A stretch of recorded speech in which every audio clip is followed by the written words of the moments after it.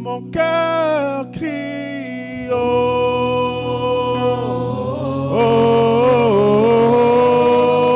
mon cœur crie, et la bada shabraha, mon cœur crie,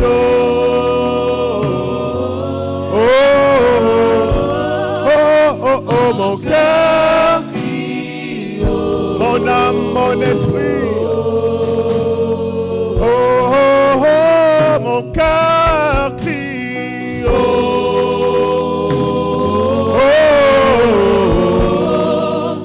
mon cœur crie, mon cœur crie,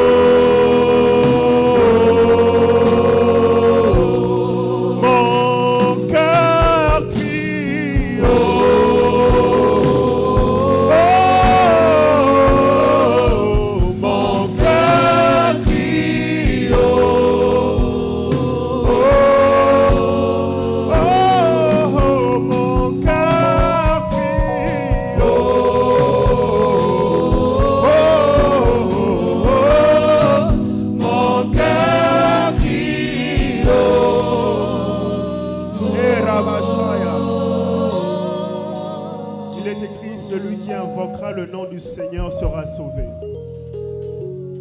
Ce soir, Jésus veut se révéler encore à toi. Jésus veut encore agir dans ta vie. Au travers ce cri, au travers ce chant, ce n'est pas juste une mélodie qu'on veut élever, mais c'est l'expression des cœurs, d'un cœur. Il arrive que tu puisses être dans un état où tu ne sais même pas quoi dire à Dieu. Il arrive que tu sois dans un état où tu ne sais comment prier. Il est écrit dans le livre de Romains 8, quand nous ne savons pas quoi dire à Dieu, le Saint-Esprit nous aide par des soupirs inexprimables. Ce chant est comme un soupir qu'on adresse à Dieu. Ce chant est un soupir que tu peux adresser à ton Père. Adresser, lui dire, oh Père, mon cœur crie. Et lorsque tu dis, Père, mon cœur crie, l'Esprit, lui, pousse des soupirs au travers de toi. Rabado, Shapalia Kata. Est-ce que pendant 1 minute tu peux soupirer après ton Père, après ton Dieu, celui que tu es venu rechercher ce soir, Malikatos.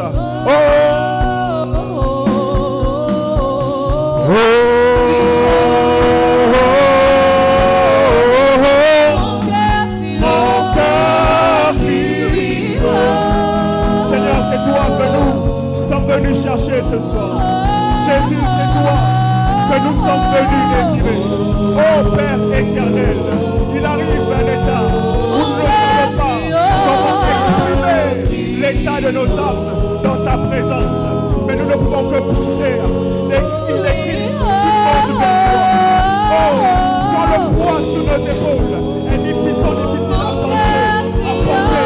Oh Dieu, il n'y a que nos soupirs, il n'y a que nos cœurs qui peuvent crier, qui peuvent s'élever vers toi. Et dire que nous crions et nous t'attendons. Shamaya.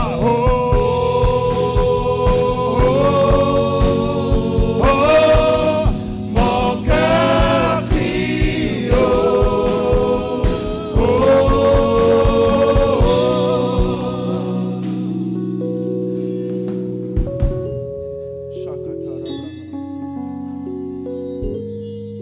Seigneur, ce soir, c'est toi que nous sommes venus chercher.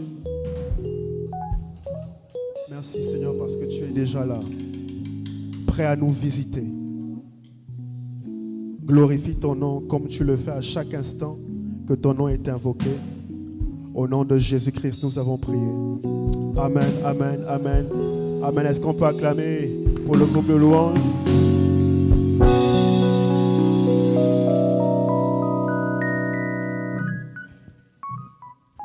Je remercie le comité de l'église, à la tête le pasteur qui a encore permis qu'aujourd'hui la com puisse passer pour annoncer la parole et diriger ces moments. Nous rendons grâce à Dieu pour chacun des membres du comité et nous rendons grâce à Dieu aussi pour ta vie et la vie de ton voisin. Amen. Donc, on n'a pas suffisamment de temps. Je vais partager une petite exhortation, peut-être de 10 minutes. Après, nous allons prier afin que Dieu puisse nous exaucer ce soir. Alors, l'exhortation, doit parler de la foi. C'est juste rappeler à quelqu'un la foi. La foi, la foi et la foi et encore la foi. J'étais dubitatif entre le thème courir et la foi, mais l'essence même et l'objectif des quelques mots que j'ai, c'est de nous rappeler que nous devons marcher par la foi. On peut le lire dans le livre de Hébreux 12, le verset 2. Matthieu 14, 30, 31. Ensuite Jonas, le chapitre 2, le verset 1 à 2. Ensuite Jacques 1, le verset 6. Si quelqu'un est prêt, on peut lire Hébreux 12, le verset 2. Hébreux 12. Hébreux 12, le verset 2, qui dit la parole de Dieu.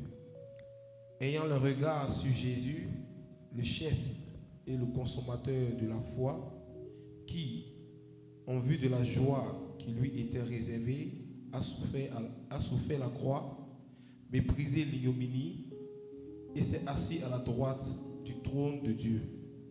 Amen. Matthieu 14, le verset 30 à 31. Matthieu 14, le verset 30 à 31. Matthieu 14, le verset, chapitre, Matthieu 14, le verset 30 à 31. Mais, voyant que le vent était fort, il eut peur. Et comme il commençait à enfoncer, il s'écria, « Seigneur, sauve-moi !»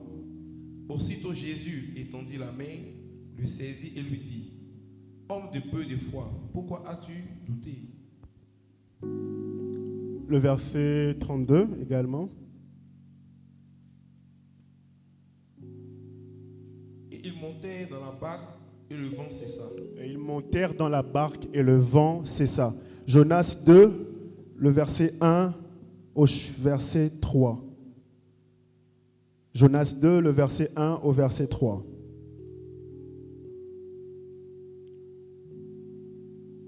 Jonas 2, le verset 1 au verset 3. Je lis pour vous si personne n'a encore trouvé pour aller rapidement. Jonas 2, le verset 1 au verset 3. Jonas, dans le ventre du poisson, pria l'Éternel, son Dieu. Il dit, dans ma détresse, j'ai invoqué l'Éternel et il m'a exaucé. Du sein du séjour des morts, notez bien, du sein du séjour des morts, j'ai crié et tu as entendu ma voix. Le verset 3, tu m'as jeté dans l'abîme, dans le cœur de la mer, et les courants d'eau m'ont environné. Toutes tes vagues et tous tes flots ont passé sur moi. Amen. Amen. Le contexte du livre de Jonas 2 ou de Jonas est assez particulier. Il s'agissait d'un prophète à qui Dieu a donné un message pour un peuple, mais qui au départ avait peur et avait la crainte de remettre ce message parce que, il savait que Dieu, après avoir donné ce message, avait la capacité de pouvoir changer les choses et que le message ne s'exauce pas.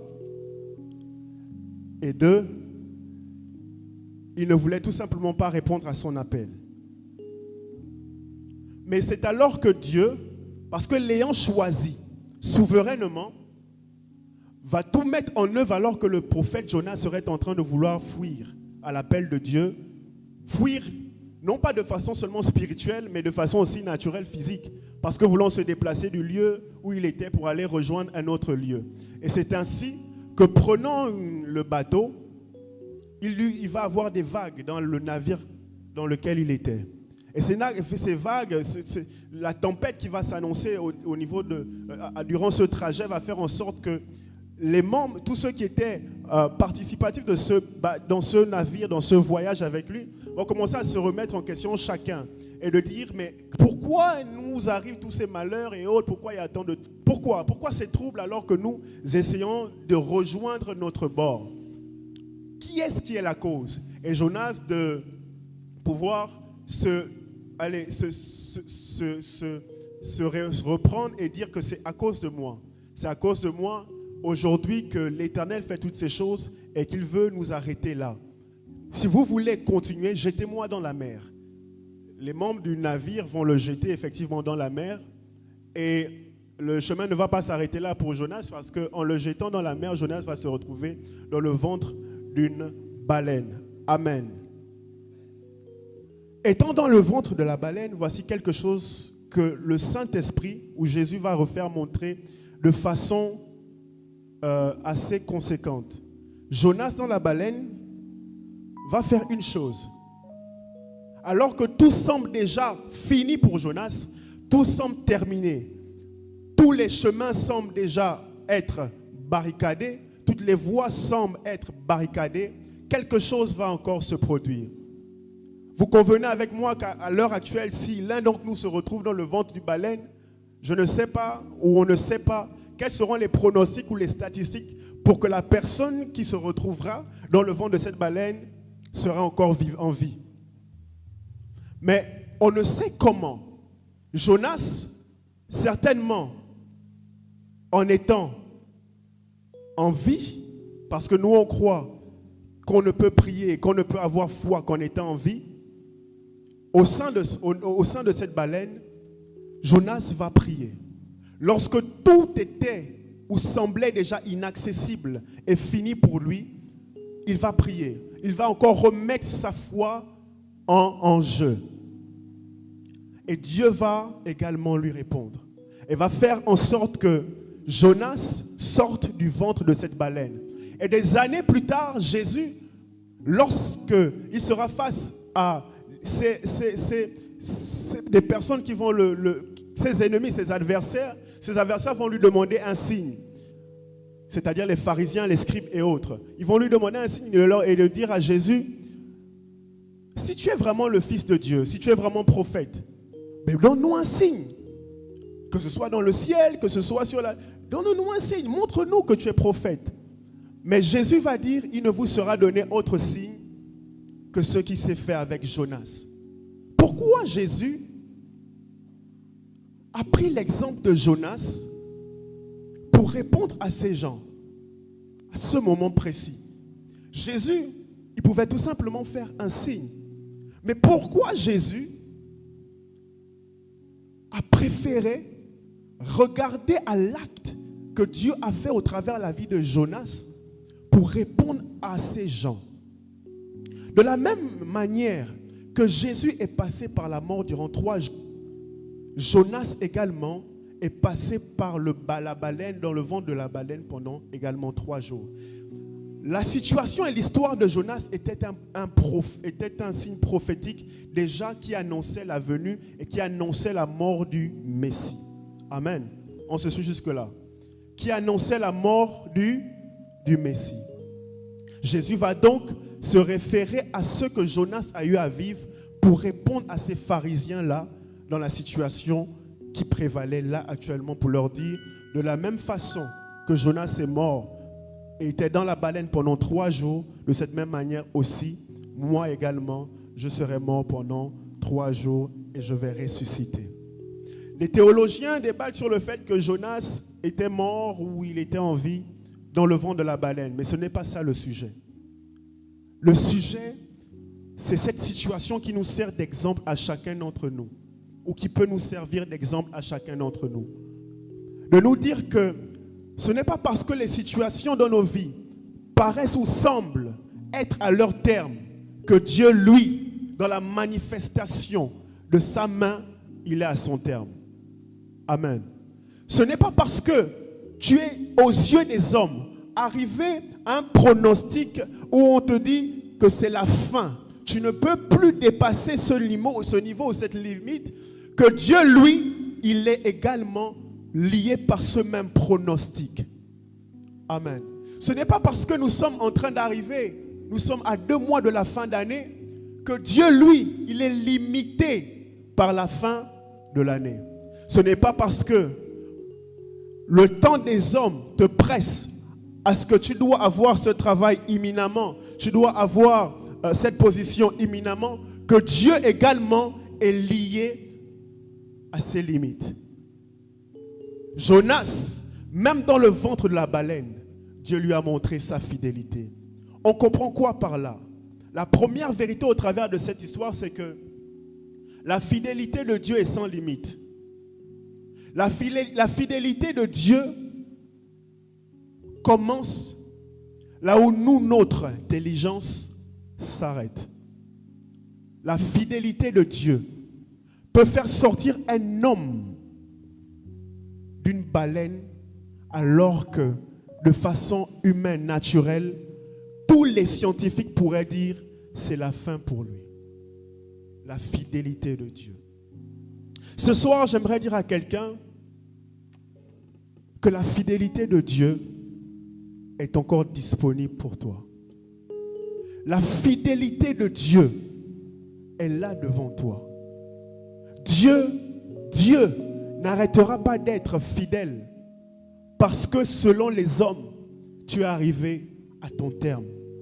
Parce que ça fait des années que tu n'as pas pu avoir telle chose. Parce que ça fait plusieurs fois que tu as eu à prier pour telle situation. La fidélité de Dieu ne s'arrête pas à ce moment-là.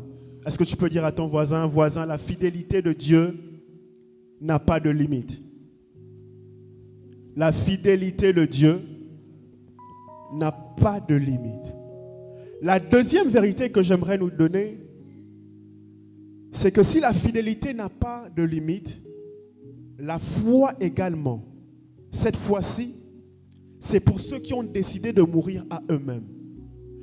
Ce n'est que lorsque Jonas était dans le ventre de la baleine, était au bord de la mort, ne s'attendait plus à rien, qu'il a placé sa foi en Dieu et Dieu l'a visité.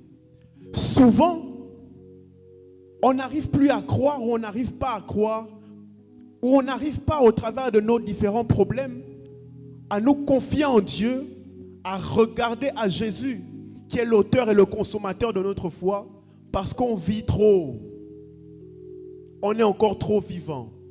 On compte encore trop sur nos capacités, sur ce que nous voyons. Nos yeux sont encore trop là, vivants. Nos oreilles sont encore trop vivantes. Nous entendons encore trop. Nous voyons encore trop.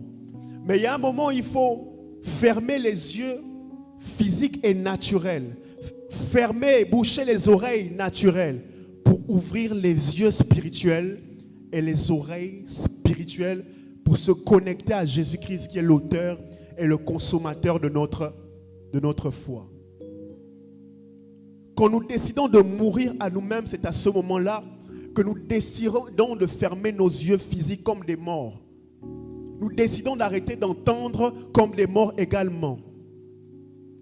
Pour ouvrir les yeux spirituels que nous avons. Et c'est à ce moment-là que nous renaissons ou que nous naissons ou que nous vivons notre foi. Si nous n'arrivons pas à vivre la fidélité de Dieu ou à manifester à un certain moment notre foi, c'est parce que nous sommes encore trop vivants. Vivants à nous-mêmes. Vivants à ce que nous possédons, à ce que nous avons. À telle connexion, telle relation que nous avons. Je me souviens lorsque le serviteur de Dieu, Cédric Capochichi devait venir durant le festival. On a eu des blocages à plusieurs niveaux, mais surtout sur le point des papiers et autres. C'était quasiment devenu pour nous impossible qu'il puisse venir. Et pourtant, pour lui, il avait fait tout le possible. Connexion sur connexion, relation sur relation. Mais rien n'avait marché, rien n'avait fonctionné. À chaque fois, on le remenait, on remenait, va ici, va là-bas. C'est-à-dire que Dieu était en train de nous montrer que, ou bien montrer là que ce n'est pas ce que vous possédez qui peut vous permettre d'atteindre les objectifs que moi je vous ai fixés, mais c'est la foi que je vous ai donnée en moi qui vous aidera à arriver au bout. C'est pourquoi la Bible dit il est l'auteur et le consommateur de la foi. C'est lui qui nous a donné cette foi. C'est pourquoi on dit qu'il est c'est lui l'auteur. Mais également, la foi qu'il nous a donnée, nous devons l'appliquer en lui. C'est pourquoi on dit qu'il est le consommateur. Le Dieu qui a mis en nous cette foi est en même temps celui qui veut la la consommer. Alléluia. Alléluia. Alléluia. Troisième vérité, c'est que la foi, c'est pour ceux qui n'ont plus rien à perdre. Jonas, en étant dans le ventre de cette baleine, n'avait plus rien à perdre. Il ne pouvait pas tomber encore plus bas. Il ne pouvait pas arriver à un niveau encore plus bas. Je ne sais pas si vous comprenez. Il n'avait plus rien à perdre. Tout ce qu'il comptait là, c'était de gagner le cœur de Dieu. Et il y a des moments où il faut continuer à croire. De toute façon, tu n'as plus rien à perdre. Ou peu importe ce que tu vas faire, tu ne vas rien ajouter. Tu es à l'étranger, les parents sont au pays, on te dit que tu as tel parent qui est malade. Tu ne peux rien faire. Que tu le veuilles ou pas, tu ne peux rien faire. Tout ce que tu as à faire, c'est de mettre ta foi en Dieu. Il y a des moments où nous ne pouvons rien faire et aussi nous n'avons plus rien à perdre. Et c'est à ce moment-là qu'il faut mettre notre foi en Dieu. En Dieu. Lorsque Ésaïe est venu dire à Ézéchias, le roi, écoute, tu vas mourir. Comme ça, il vient et dit à un roi, Ésaïe le prophète, Ézéchias, écoute, Dieu a décidé que tu vas mourir. Ézéchias s'est retourné, il a mis la tête face au mur. Il a dit, Dieu, non, c'est pas possible. Ézéchias n'avait plus rien à perdre. Souvent, nous ne prions plus. Nous ne mettons plus notre foi en Dieu parce que nous avons encore beaucoup. Nous possédons encore beaucoup, comme j'ai dit tout à l'heure, pour la mourir à soi. Nous avons encore beaucoup à gagner. Nous avons encore beaucoup à compter. Nous comptons encore sur plein de choses, sur plein de réalités. Mais la foi, c'est pour ceux qui décident de perdre toutes les choses qu'ils pensent posséder et de ne compter que sur Jésus. Sur Jésus. Sur Jésus. Est-ce qu'il y a quelqu'un qui compte sur Jésus ce soir? Est-ce qu'il y a quelqu'un qui ne compte que sur Jésus ce soir? Jacques 1,6 va nous dire: mais qu'il la demande avec foi sans douter, car celui qui doute est semblable au flot de la mer, agité par le vent et poussé de côté et d'autre. Matthieu 17, le verset 20 va dire: c'est à cause de votre incrédulité, leur dit Jésus. Je vous le dis en vérité, si vous aviez de la foi comme un grain de sénévé, vous diriez à cette montagne, transporte-toi d'ici là, et elle se transporterait. Rien ne vous serait impossible. Je vais finir avec l'exemple avec l'histoire qu'on a lue de Pierre. Pierre était en train, où il voulait aller vers Jésus. Une soirée comme toutes les autres, où Jésus, alors que les apôtres, les disciples étaient en train de regagner l'autre bord, Jésus a dit à ses disciples, vous allez-y par la barque, moi je vous retrouverai parce que je dois d'abord rester. Et les disciples étant allés dans leur barque, pendant le soir, la nuit, Jésus va les rejoindre. Mais il ne va pas les rejoindre de façon naturelle, formelle. Il va les rejoindre en marchant sur l'eau. Et en s'approchant de la barque, les disciples vont voir, mais il y a un fantôme qui est en train d'arriver, il y a un fantôme, qu'est-ce qui se passe? Et plus ils s'approchaient, plus ils se rendaient compte que, bon, voilà, on s'en connecte et Jésus va leur dire, n'ayez crainte, c'est moi, c'est moi.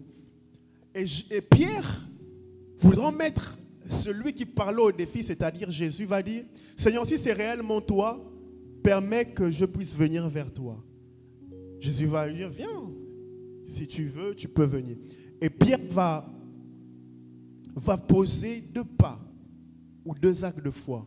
Il va mettre un premier pied hors de la barque. Il va commencer à marcher et tout à coup il va tomber. Mais quand il va tomber, Jésus va lui dire, pourquoi as-tu douté, homme de peu de foi? Mais Jésus va le relever. Souvent, c'est la peur et le doute qui nous font rater l'impact de notre foi ou bien les fruits que regorgeront directement notre foi. Ça, c'est une vérité. Mais ce que j'aimerais nous faire comprendre ici, ce que beaucoup n'ont pas vu également dans ce verset, dans ce passage, c'est que lorsque Pierre va tomber, il va continuer de croire en Jésus. Pourquoi? Parce qu'il va dire, en étant dans l'eau, Jésus, sauve-moi. Jésus, sauve-moi. Pierre pouvait tendre la main pour essayer de s'appuyer sur la barque. Peut-être la barque était un peu plus proche de lui, je ne sais pas. Ou il pouvait essayer de se débattre. Mais ce qu'il a eu tout de suite, en étant lui également face à l'adversité, c'est dire, Jésus, sauve-moi. C'est-à-dire que la foi de Pierre qui avait chancelé un moment, il va la retrouver un tout petit peu. Et c'est grâce à cette foi-là que Pierre va remarcher sur l'eau une deuxième fois. Pierre va remarcher sur l'eau une deuxième fois. Comment? Parce que quand Jésus va le sortir de l'eau, les deux vont marcher désormais ensemble vers la barque. Qu'est-ce que ça veut dire? Tant que tu mettras ta foi en Jésus, tant que tu mettras ta foi en Jésus, t'aidera toujours à tenir ferme et à rester sur tes deux pieds. Souvent, lorsqu'on lit ce passage, on s'attarde sur le fait que Pierre est tombé parce qu'il a manqué de foi, Il a manqué de foi, mais après, il a eu un peu de foi. Et Jésus n'a besoin qu'un peu de foi pour te sortir de cette situation ce soir. Et qu'est-ce que Jésus va lui dire? Pourquoi as-tu douté, homme de peu de foi? Alléluia. Dans ton peu, Jésus peut te sortir de l'eau. Mais ce que Dieu veut, c'est que tu crois en lui totalement, pas en doutant. Parce que lorsque tu crois en Dieu en doutant, eh bien il arrive qu'un temps tu es debout, parfois, et un temps comme Pierre, tu tombes, et il vient te relever, et ainsi de suite, cycle et cycle. Mais tu tiens quand même, on voit quand même des témoignages. Ah oui, tu as tel témoignage et autres. Mais ce que Dieu veut, c'est que nous atteignions à la perfection de notre foi. C'est que tu puisses croire en lui de bout en bout. Pourquoi as-tu douté, homme de peu de foi? Dans son peu de foi, Pierre, autant pour moi, a eu le réflexe de crier à Jésus pour dire, Jésus, sauve-moi. Est-ce qu'on peut se tenir debout? Ce soir, on va crier également. Moi, je n'ai que Jésus, oh. Si tu me l'enlèves, je n'aurai plus rien. La la la la, la la la la.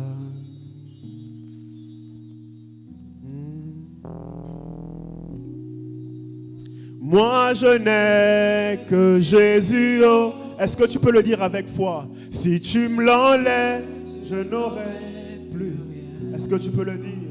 La la la la. Oh. Moi, je n'ai que Jésus, oh. Ah. Si tu me l'enlèves, je n'aurai plus rien. Aïe, aïe, aïe, aïe. La la la la, la la la la. Quand tout est compliqué, quand tout est difficile, est-ce que tu peux le dire? Je n'ai que toi. Moi je n'ai que Jésus, oh. Si tu me l'enlèves, je n'aurai plus. Aïe, aïe, aïe, aïe, aïe. La la la la, la la la la. Et rabâché que te revose. Maliava, une dernière fois. Moi je n'ai que Jésus, oh, que Jésus. Si tu me l'enlèves, je n'aurai plus rien. La la la la, la la la la. Oh. Alors tu vas prier. On a dit rejetons donc tout fardeau et le péché qui nous accable si facilement. Parfois, on n'arrive plus à courir ou on n'arrive pas à totalement mettre notre foi en Jésus à cause soit des fautes que l'on fait, nos péchés, ou bien des fardeaux que l'on traîne. Mais ce soir, tu vas prier pour toi-même. Tu vas dire à Jésus, Jésus, tout fardeau que je traînais jusqu'alors, qui m'empêchait de mettre ma foi totalement en toi, Seigneur, qu'il me soit ôté. Là où j'avais mal agi, là où j'avais péché contre toi seul, oh Jésus, pardonne-moi. Donne-moi la paix totale. afin que, Père, ma foi soit totale en toi. Est-ce que tu peux prier? Est-ce que tu peux prier? Malikato Chapalia. Seigneur, nous t'apportons nos cœurs. Nous t'apportons nos cœurs. Seigneur, nous voulons mettre nos foi en toi. Nous voulons mettre totalement nos foi en toi. Nous voulons totalement mettre nos foi en toi.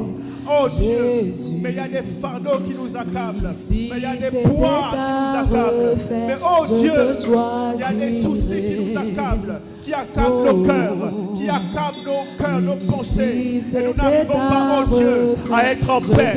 Alors ce soir, nous prions, oh Dieu, que tu nous délivres de tout poids, de tout fardeau, de toute forme d'inquiétude, de tout péché, de toute lourdeur, oh Dieu, qui nous empêche de regarder à toi, qui nous empêche de voir, oh, ta lumière qui brille devant nous, et de mettre nos foi en toi. Rekata la baha, malikatosha,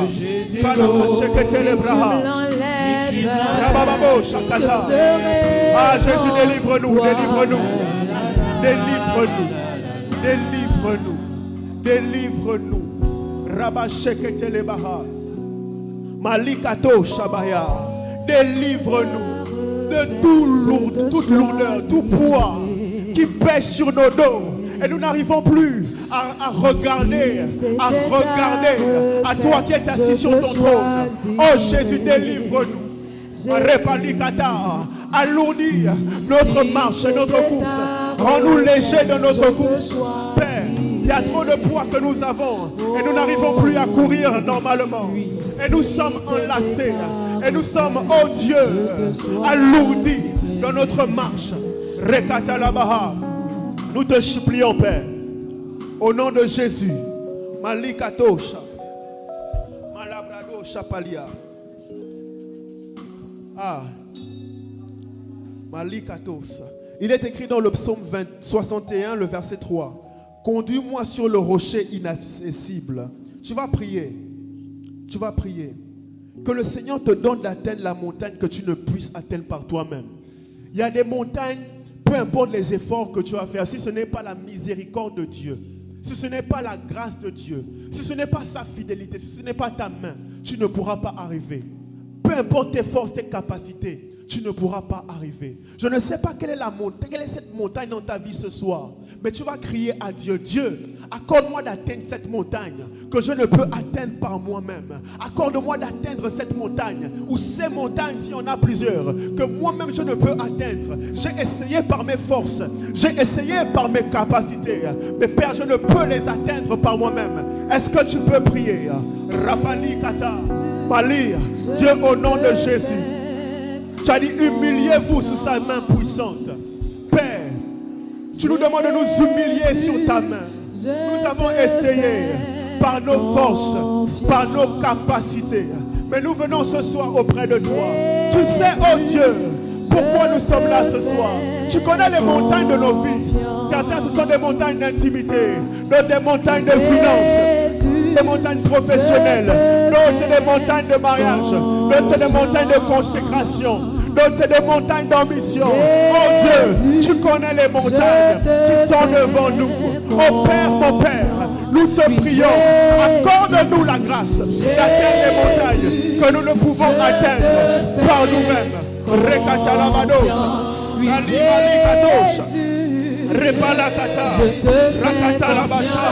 Au nom de Jésus le Christ, Père, accorde-nous la grâce d'atteindre les montagnes que nous ne pouvons atteindre par nous-mêmes. Père, il y a eu tel diagnostic dans nos vies. Il y a eu, oh Dieu, tel médecin qui a donné un diagnostic. Mais toi, oh Dieu, tu peux nous donner d'atteindre les montagnes qui nous sont inaccessibles. Malia Vado Shiabaha Kalabashaya Malabrado Shapalia Kataravaha. Yes. Malabashekete. Il est écrit dans le livre de Marc 9, 23. Jésus lui dit, si tu peux, tout est possible à celui qui croit. Tu vas prier. Il nous reste 2 mois pour finir l'année. Je ne sais pas quelles sont les promesses de Dieu sur ta vie ou les promesses que Dieu t'a faites pour cette année. Et je ne sais pas ce à quoi tu t'attends en ce moment. Je ne sais pas quel est le désir profond de ton cœur, ce qui bouillonne et ce qui bat dans ton cœur. Mais tu vas dire à Dieu, Dieu, Ayamacha, étends tes mains sur cette situation. Étends tes mains sur cette situation. Dans ce challenge où je suis. Oh Dieu, tu peux tout faire. Rien ne t'est impossible. Agis et étends ta main. Est-ce que tu peux prier? Makata laba shekete. Raka. Reprakate revados. Rebrada. Mandaraba shekete. Père, au nom de Jésus. Tout est possible à celui qui croit. Tout est possible à celui qui croit. Père, notre prière, c'est que tu visites quelqu'un ce soir qui s'attend à toi. C'est que tu visites, oh Dieu, my God, quelqu'un qui s'attend à toi ce soir. C'est que tu agisses, oh Dieu, dans la vie de quelqu'un encore ce soir. Père, il y a quelqu'un qui a dit, je viens à la maison de l'Éternel pour le chercher. Et ce soir, oh Dieu, nous venons te chercher. Oh Dieu,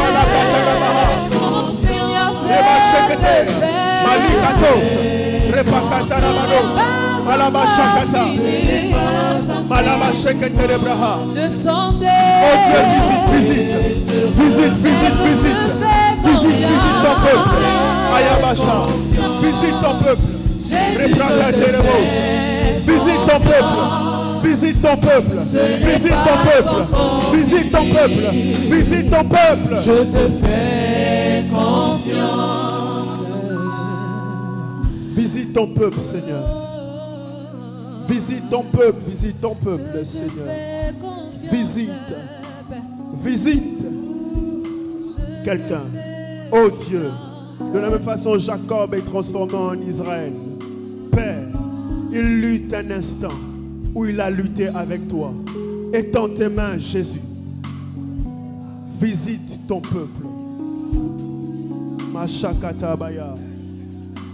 Reprado Chapaliakata. Il fait tout. Yes.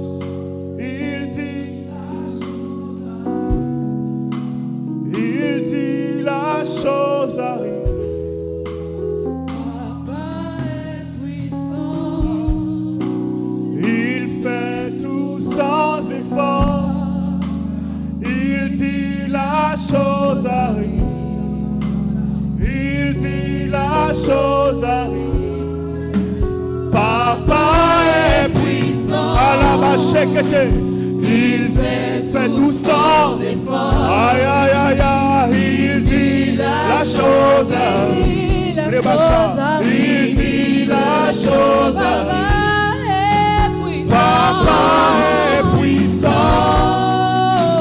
Il fait tout sans effort. Il dit la chose arrive.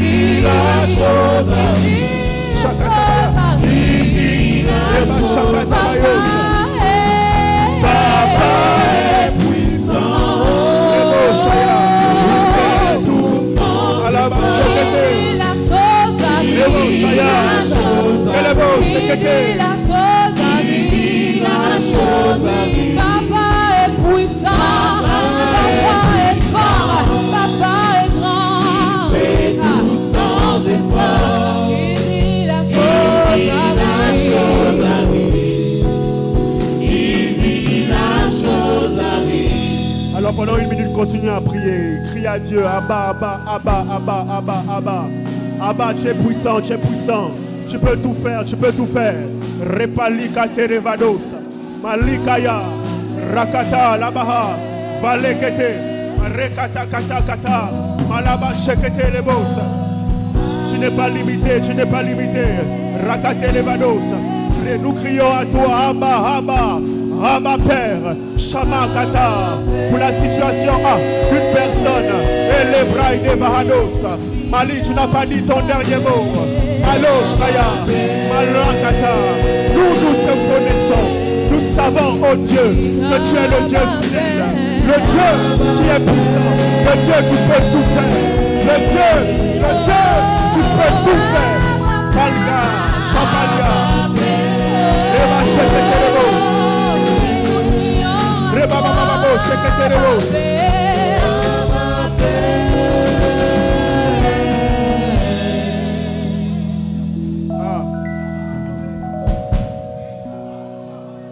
Malikato shaha. Rebababa sheketerebos. Rekata liavaha. Rebababa she. Tu as dit, vous n'avez pas encore demandé. Demandez afin que votre joie soit parfaite. Makalaba shekete. Demandez afin que votre joie soit parfaite. Rekata. Fasse des signes qui s'effacent des miracles au milieu de nous. Makaios, que ceux qui nous avaient retenus jusqu'alors, que ceux qui avaient retenu mon frère, ma soeur, depuis lors, oh Dieu, à partir de ce moment, ne le retiennent plus, ne la retiennent plus, au nom de Jésus, dans ta puissance et ta souveraineté, oh Père, agis et étends tes mains. Kalabashaya, Malikatos.